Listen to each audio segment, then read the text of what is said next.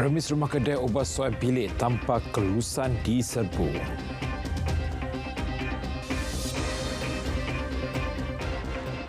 Assalamualaikum dan selamat malam. Berita tengah malam bersama saya Nazri Fahmi Syukri. 7 kumpulan ajaran sesat yang boleh mendatangkan ancaman keselamatan dan menggugat ketenteraman awam di negara ini sedang dipantau polis. Ketua Polis Negara Tan Sri Razarudin Husin berkata pemantauan rapi dijalankan bagi memastikan tiada penganut atau pengamal ajaran sesat yang melangkaui garisan keselamatan. 7 kumpulan ajaran sesat itu Tarikat Habib Shah, Dewan Perkasa Ekonomi Islam Nusantara, Perjalanan Mimpi Yang Tak Akhir, Mila Abraham Ibrahim, Ajaran Sohaini Silhaq, Nur Mutiara Mutmainnah dan The Ahmadi Region of Peace and Light. Polis juga bekerjasama erat menjalankan siasatan bersepadu dengan pelbagai agensi kerajaan serta Jabatan Agama Islam Negeri bagi membendung kegiatan ajaran sesat dan fahaman terpesong daripada disebarkan dalam kalangan masyarakat. Sepanjang Januari 2022 hingga semalam, 51 laporan polis direkodkan berhubung aktiviti kumpulan ajaran sesat dan menyeleweng. Dalam tempoh yang sama, 23 individu ditahan melibatkan pemimpin dan pengikut kumpulan ajaran sesat itu. Tindakan tegas diambil di bawah peruntukan Kanun Keseksaan dan Akta Komunikasi dan Multimedia 1998. Sebuah premis rumah kedai di Ibu Negara yang menyediakan perkhidmatan bilik sewa bersaiz sarang burung diserbu melalui operasi khas menghapus bahaya kebakaran MBK. Serbuan kira-kira pukul 1 tengah hari itu dijalankan oleh Kementerian Perumahan Kerajaan Tempatan KPKT dengan kerjasama Jabatan Bomba dan Penyelamat.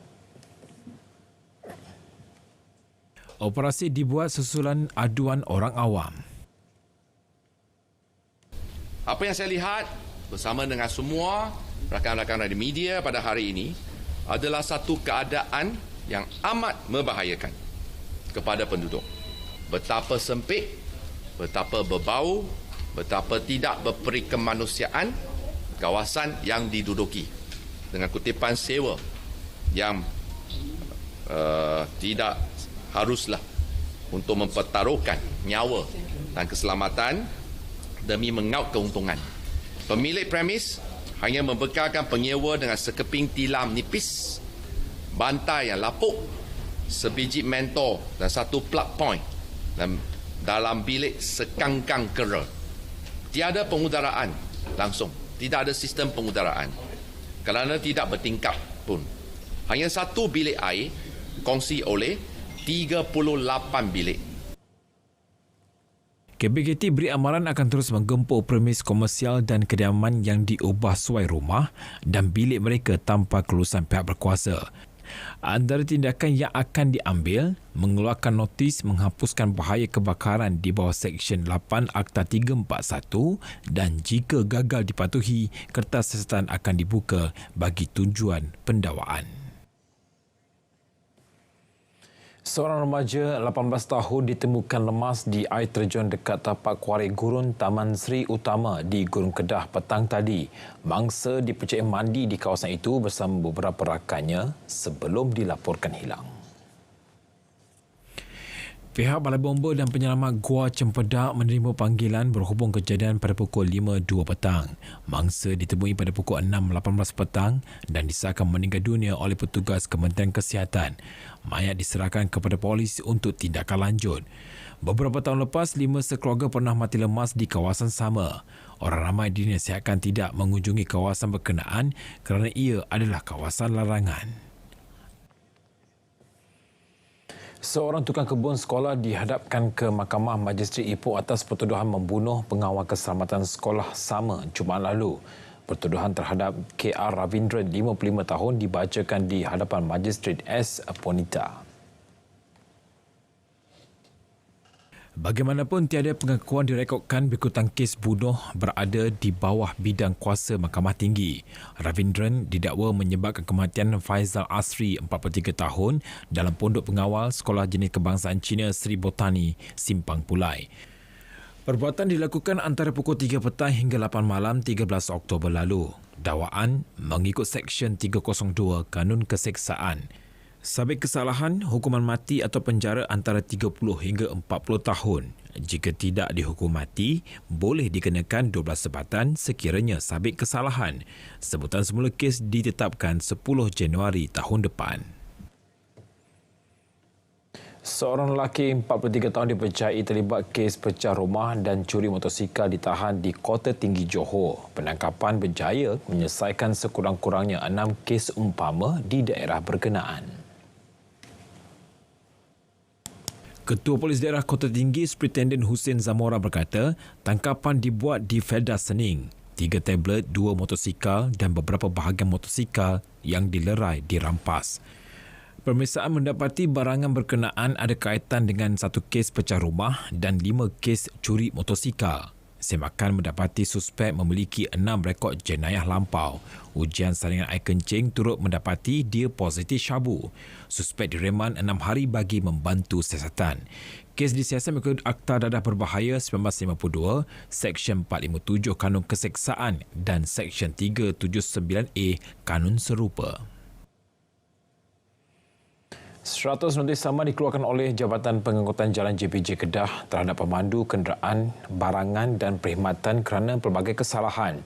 Ia hasil obhas kenderaan, perkhidmatan barangan dan perkhidmatan awam yang dilaksanakan oleh Jabatan Pengangkutan Jalan JPJ di beberapa lokasi sekitar negeri itu. Pengarah JPJ Kedah Aman Shah Hashim berkata, antara kesalahan termasuk membawa lebih muatan, tiada lesen memandu dan lesen memandu kenderaan barangan GDL, lesen kenderaan motor LKM tamat tempoh dan tiada pelindungan insurans, perakuan pemeriksaan Puspakom tamat tempoh dan membawa muatan secara bahaya. Penguasaan secara berfokus terhadap kenderaan barangan akan terus dilaksanakan secara tulus bagi memastikan pemandu dan pengusaha mematuhi peraturan dan undang-undang yang telah berkuat kuasa. Seekor ular sawo batik seberat 140 kg berjaya ditangkap anggota Angkatan Pertahanan Awam Malaysia APM daerah Kubang Pasu, Kedah. Reptil itu sepanjang 7 meter ditemui selepas menelan seekor kambing di sebuah kandang di Kampung Batu Hitam, Kodiang. Pegawai Pertahanan Awam Daerah Kubang Pasu, Lieutenant PA Muhammad Adenin Sohaimi dalam menyatakan 4 anggota bergegas ke lokasi selepas dimaklumkan Pusat Kawalan Operasi Daerah. Anggota bomba mengambil masa hampir 25 minit untuk menangkap ular tersebut. Ular sawo batik seberat 140 kg itu diserahkan kepada Jabatan Pilitan untuk tindakan lanjut. Ibu bapa tidak perlu mengisi borang permohonan untuk mendapatkan bantuan awal persekolahan BAP. Menteri Pendidikan Fadlan Siddiq berkata bantuan tersebut disalurkan mengikut rekod sedia ada di sekolah anak masing-masing. Dia memang ada di sekolah, rekod itu sudah ada. Mereka hanya perlu pergi ke sekolah dan ambil macam biasa lah. Dan itu proses kita macam biasa pada tahun-tahun yang sebelum ini. Isnin lepas, Kementerian Pendidikan Malaysia KPM mengumumkan kerajaan memperuntukkan RM788.13 juta ringgit khusus untuk BAP menerusi Belanjawan 2024. Bayaran BAP akan diberikan secara sekali bayar melalui sekolah dan diagihkan kepada murid secara tunai atau kredit ke akaun masing-masing yang akan memberi manfaat kepada lebih 5.25 juta murid.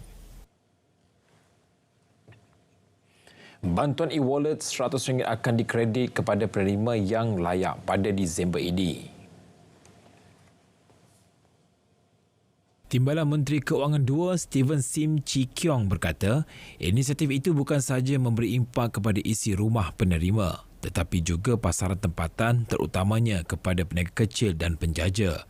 Pada 27 Julai lalu, Perdana Menteri mengumumkan bantuan e-wallet RM100 akan dikreditkan kepada individu berusia 21 tahun ke atas. Ia inisiatif terbaru bagi golongan B40 dan M40 yang berpendapatan tahunan RM100,000 ke bawah. TV Awesome digantung dari bersiaran di platform MyTV buka kuasa 2 November depan. MyTV Broadcasting yang berhad mesti kenyataan memberitahu keputusan itu dibuat berkaitan isu komersial melibatkan pembayaran fee akses meskipun pelbagai usaha diambil dari kedua-dua pihak dalam mencari jalan penyelesaian. MyTV turut memohon maaf kepada semua penonton saluran berkenaan atas segala kesulitan berhubung penggantungan tersebut, selain menzahirkan penghargaan atas sokongan dan kerjasama penonton, juga bertekad meningkatkan usaha mencari penyelesaian terbaik demi kepentingan semua pihak. Pihak MyTV kekal komited menawarkan saluran berkualiti tinggi dengan pelbagai kandungan menarik pada masa akan datang. Persimpangan bertingkat alam damai di lebuhraya bertingkat Sungai Besi Ulu Kelang semula dibuka kepada pengguna tengah malam ini. Persimpangan yang dibina secara bertingkat sepanjang 1.5 km itu menyediakan akses secara terus antara jajaran utama lebuhraya suka dengan Jalan Alam Damai. Persimpangan dibina bagi memberikan kemudahan laluan alternatif kepada pengguna dari arah Sri Petaling dan Ulu Kelang untuk ke kawasan Alam Damai dan sebaliknya. Pembukaan persimpangan bertingkat Alam Damai dijangka dapat mengurangkan kesesakan lalu lintas di Alam Damai, Taman Konot, Taman Lengseng, Taman Bukit Anggrek dan kawasan sekitar. Selain itu, ia turut menambah baik kesalih hubungan ke beberapa lokasi strategik seperti Ampang, Pusat Badan Raya Kuala Lumpur, Sungai Besi dan Bukit Jalil. Ia sebagai alternatif untuk Jalan Lingkaran Tengah 2 MRR2 atau Jalan Lok Yu yang sering berlaku kesakan pada waktu puncak. Usaha tangani jerbu Jabatan Alam Sekitar JS diarah meningkatkan tindakan penguasaan dan aktiviti rondaan harian di kawasan berpotensi berlakunya aktiviti pembakaran terbuka.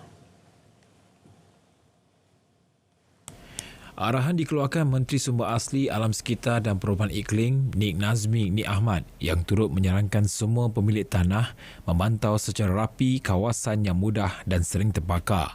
Langkah berjaga-jaga itu susulan kebakaran belukar tanah gambut seluas 32 hektar di Kota Tinggi Johor yang mula dikesan 15 Oktober lalu. Setakat ini, 70% berjaya dipadamkan. Namun masih terdapat asap pada permukaan tanah dan tindakan penguasaan akan diambil terhadap pemilik tanah. Pelaksanaan subsidi bersasar dapat menarik minat pemilikan kenderaan elektrik EV di seluruh negara. Justru kelulusan bagi projek stesen pengecas juga akan dipercepat bagi meningkatkan penggunaan EV. Saya setuju bahawa kita mungkin perlu lihat semula angka-angka yang telah kita rangka. Perkara ini banyak berubah dan mungkin kita perlu letak satu sasaran yang lebih tinggi untuk kita dapat capai matlamat kita secara bermakna, dan saya rasa betul cabaran yang kita hadapi dalam bidang sektor EV ni, dia ada pelbagai kementerian dan agensi, tetapi the lead agency ialah MITI, dan sekarang di bawah kerajaan yang baru MITI juga telah naik taraf the EV Task Force. Projek menaik taraf sistem pengairan di kawasan Lembaga Kemajuan Pertanian Muda Madah menerusi peruntukan RM3 bilion dijangka dilaksana tahun depan. Menteri Pertanian dan Keterjaminan Makanan Datuk Seri Muhammad Sabu menjelaskan peruntukan bagi menjayakan projek penanaman padi 5 musim dalam 2 tahun. Projek ini akan dilaksanakan berkonsepkan kerjasama awam swasta, di mana pembangunan dan penyelenggaraan infrastruktur penanaman padi di kawasan muda ini akan dibiayai sepenuhnya terlebih dahulu oleh pihak swasta. Pembedaannya sedang berjalan sekarang, yang akan dibayar semula oleh kerajaan kepada syarikat terlibat.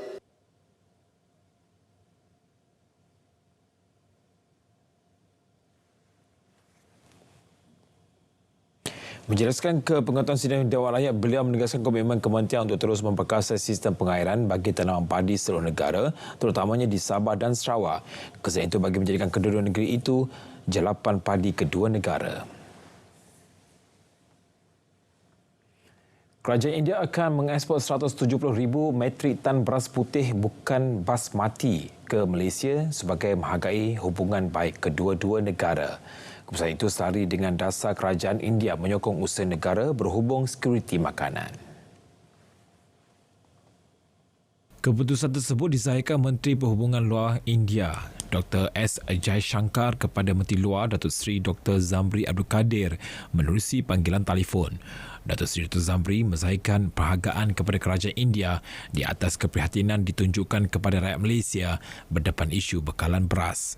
Notis pengumuman ekspor bagi kota khas untuk Malaysia itu telah dikeluarkan oleh Direktorat Umum Perdagangan Luar India pada 18 Oktober.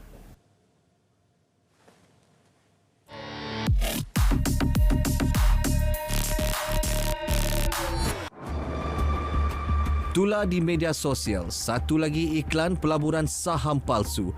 Sedikit didapati cuba memperdaya mangsa dengan menawarkan skim pelaburan patuh syariah. Mereka mendakwa boleh menawarkan pulangan lumayan kepada peserta selain dilindungi takaful. Sebagai tarikan, gambar pengerusi Majlis Agama Islam Selangor, Tan Sri Abdul Aziz Muhammad Yusof dimanipulasi. Turut dipapar beberapa logo termasuk amanah saham Suruhanjaya Syarikat Malaysia dan beberapa bank. Semakan pasukan Biar Betul mendapati ia merupakan iklan pelaburan palsu. Laporan polis telah dibuat Tan Sri Abdul Aziz. Polis Selangor mengesahkan kes dirujuk kepada SKMM untuk tindakan lanjut. Elak jadi mangsa. Semak kesahihan pelaburan menerusi platform yang sah, tindakan tegas menanti mereka yang terlibat.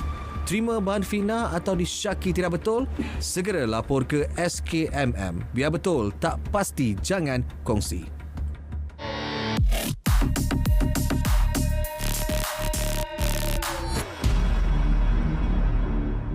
Masih lagi dalam berita tengah malam, peruntukan RM500 juta kepada golongan miskin Tegar melalui inisiatif pendapatan rakyat IPR dalam belanjawan 2024 disambut baik orang ramai.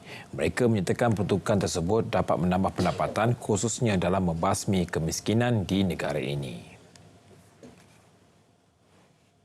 Saya rasa ini adalah langkah yang terbaik daripada kerajaan untuk membantu golongan-golongan miskin Tegar di negara kita. So kalau ada inisiatif dari kerajaan, ini adalah satu langkah yang baik daripada kerajaan untuk mengakhiri menoktahkan tahap kemiskinan di negara kita. Bila kita lihat penerima manfaat ini diberikan penambahan sebanyak 500 juta. Jadi ini sedikit sebanyak memberikan satu ruang untuk mereka menjana pendapatan. Dan bila mana mereka menjana pendapatan, mereka dapat meningkatkan ekonomi lah kepada negara. Saya sebagai rakyat juga rasa berbesar hati dengan program-program yang dianjurkan seperti ini. Dia dapat membantu kami untuk dari segi peluang pekerjaan, dari segi keperluan harian kami. Jadi saya rasa sangat-sangat memberi impak yang besar kepada rakyat-rakyat. Baguslah untuk membantu pelbagai golongan supaya boleh mengurangkan kos beban rakyat, boleh ada lebih sikit lah kan, tak ada rasa terlalu sepi. So terima kasih kepada kerajaan. Industri minyak sawit perlu memanfaatkan kekuatan dimiliki industri halal negara untuk memperkukuh usaha mempromosi minyak sawit khususnya melibatkan pasaran baharu. Timbalan Perdana Menteri yang juga Menteri Perdagangan dan Komoditi Datuk Seri Fadilah Yusof berkata standard persediaan halal Malaysia disifatkan berintegriti tinggi dan diiktiraf di peringkat antarabangsa.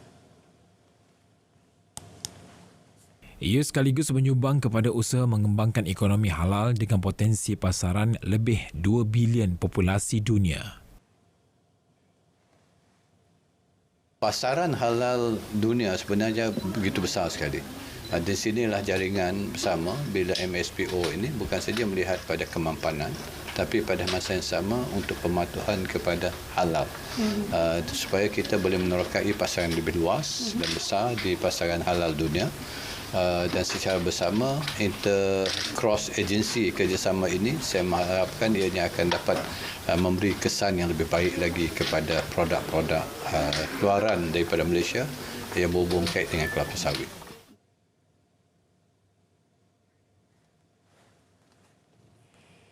Sementara itu, Datuk Seri Fadilah yang juga Ketua Whip Gabungan Parti Sarawak GPS optimis parti itu mempunyai peluang cerah untuk menang pilihan rakyat kecil dan undangan negeri Jepah.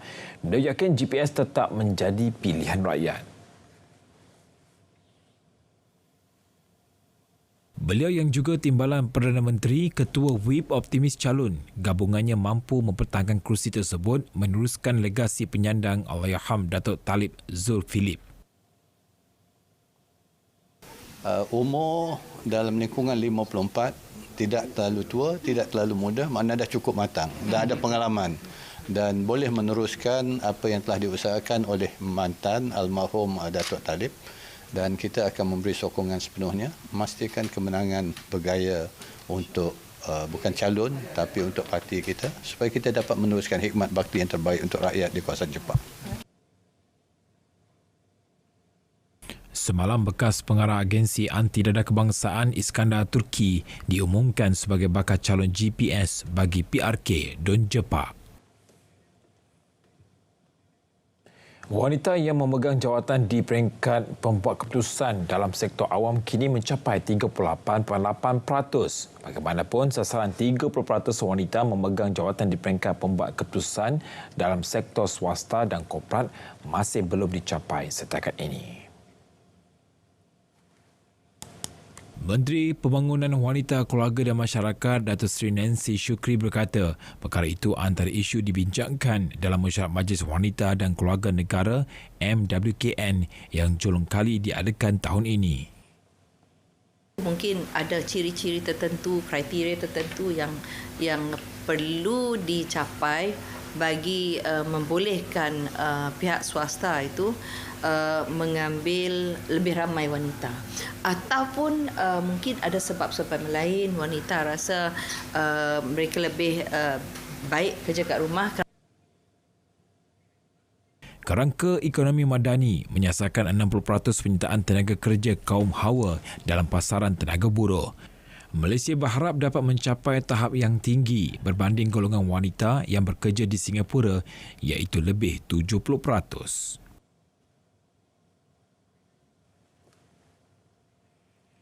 Penglibatan komuniti setempat dalam usaha melestarikan alam sekitar merupakan tanggungjawab bersama. Program Kita Semula merupakan antara platform mewujudkan persekitaran bersih terutamanya melalui penggunaan ekoenzim yang mengitar semula pembuangan sisa-sisa makanan melalui proses fermentasi. Dia akan menggunakan kita punya waste products. Jadi kalau macam di kedai ke, di rumah ke, semua waste-nya kita buangkan ke longkang. Jadi dengan sendirinya longkang itu akan jadi kotor, tersumbat dan macam-macam masalah. So kalau katakan nak buat benda ni senang. Ya, itulah yang kita ajar pada anak-anak apa ni. Dan mungkin lepas ini kita akan buat kepada projek apa nama dia, face, every face. Kita akan buatkan supaya orang tahu. Benda tu pun tak susah buatnya. Dia pakai, tadi kamu tengok apa dia pakai kan. Dan simpan, lepas tu curah je. Dan dia telah terbukti, ya, kebersihan air, dia boleh gunakan untuk baja, dia boleh gunakan untuk sabun dan sebagainya. Beliau melancarkan program inisiatif alam sekitar, sosial dan tadbir urus bersama komuniti Bandar Seri Sendayan. 300 orang murid terdiri daripada 10 buah sekolah sekitar Bandar Seri Sendayan terlibat di dalam program ini. Johor bakal diberikan perhatian terhadap pelaksanaan projek sedia ada melibatkan bangunan Sultan Iskandar BSI dan Kompleks Sultan Abu Bakar KSAB berikutan terdapat pertambahan jumlah pengguna setiap hari bagi kedua-dua hala Malaysia-Singapura. Menteri Besar Dato' On Hafiz Ghazi berkata sehingga September jumlah pengguna di kedua-dua premis melebihi 98 juta dengan jangkaan peningkatan sehingga 136 juta pada akhir tahun. Antara projek sedia ada yang akan diberi perhatian di BSI, projek ubah suai Dewan Penumpang, penambahan 36 unit e-gate, penambahan 44 M-Bike dan kerja-kerja pemasangan bumbung di laluan M-Bike. Manakala di KSAB, laluan kontrak kereta, penggantian dan penambahan papan tanda elektronik, projek tambahan 33 M-Bike dan put penyelia Jabatan Imigresen. Latihan laluan kontrak di BSI baru-baru ini berjalan lancar dan akan memberi impak kelancaran laluan keluar masuk Malaysia, Singapura. Malaysia menggesa konflik Palestin-Israel di Gaza serta tindakan menyahkan hak dan tanah rakyat Palestin dihentikan pada kadar segera. Menteri Luar Datuk Seri Dr. Zamri Abdul Kadir berkata negara-negara anggota Pertubuhan Kerjasama Islam OIC, masyarakat antarabangsa dan negara-negara yang berpengaruh perlu mencari penyelesaian ke arah ini. Beliau turut menggesa masyarakat antarabangsa untuk menyokong pembukaan laluan kemanusiaan untuk menyampaikan bantuan kemanusiaan kepada rakyat Palestin. Datuk Seri Dr. Zamri berkata demikian semasa menyampaikan kenyataan negara dalam mesyuarat luar biasa tergempar Jawatankuasa Eksekutif OIC peringkat Menteri-Menteri Luar Negeri di Jeddah, Arab Saudi. Mesyuarat juga telah menerima pakai satu dokumen hasil yang mengutuk sekeras-kerasnya pencerobohan Israel terhadap Palestin. Dokumen juga menggesa agar pencerobohan Israel dihentikan serta-merta, pengepungan yang dikenakan ke atas semenanjung Gaza oleh Israel ditamatkan dan menyeru negara-negara dan masyarakat antarabangsa untuk menghulurkan bantuan kemanusiaan segera kepada rakyat Palestin.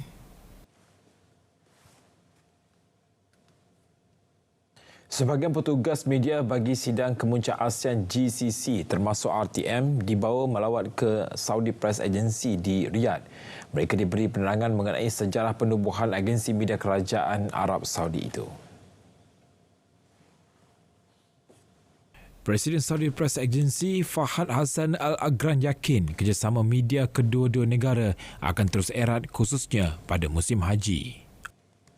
I believe there is big room to have this cooperation between Saudi Arabia and Malaysia because that's big country, Islamic country, and Saudi Arabia, it's Mecca and Medina here, and the media, we can do a lot together, and I believe you can see something during the coming 4 to 5 months, and I appreciate that. Thank you very much indeed.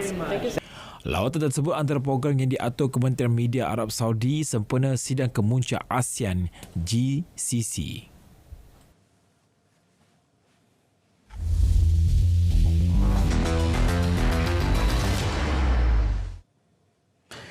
Kekalahan Malaysia kepada Tajikistan pada final Pesta Bola Merdeka 2023 dilihat tepat pada masanya dan membuka mata skuad kebangsaan, terutama selepas menghalangi 7 aksi persahabatan antarabangsa tanpa tewas. Kekalahan itu juga dianggap mampu memberi pengajaran penting menjelang pusingan kelayakan Piala Dunia 2026, Piala Asia 2027 bulan depan dan Piala Asia 2023 di Qatar Januari tahun depan. Bekas pengendali skuad kebangsaan Dato' Ong Kin Swee berkata kekalahan kepada Tajikistan di laman sendiri memperlihatkan segala kelemahan yang perlu diperbaiki. Jelas beliau skuad kebangsaan bakal berdepan lawan hampir sama pada pusingan kelayakan Piala Dunia dan Piala Asia nanti.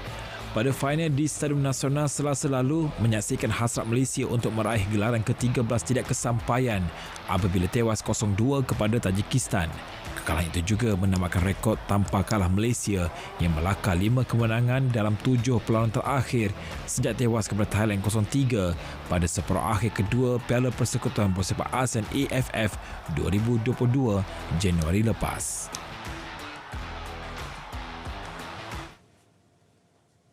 Dalam pada itu, Ketua Jurulatih Sabah FC Dato' Ong Kin Swee tampil mempertahankan pemain pertahanannya Dominic Tan yang menjadi sasaran kecaman selepas Malaysia tewas pada final Pesta Bola Merdeka 2023 Selasa lepas.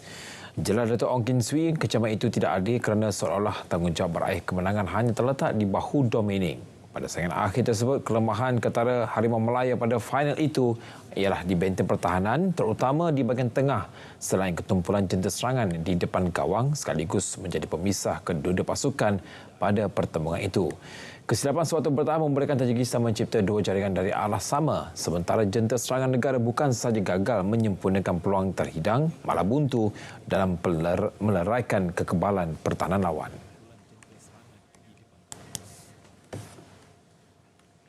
Berita tengah malam berakhir di sini. Saya Nazif Ahmad Syukri, Malaysia Madani, tekad perpaduan penuh harapan. Assalamualaikum dan selamat malam.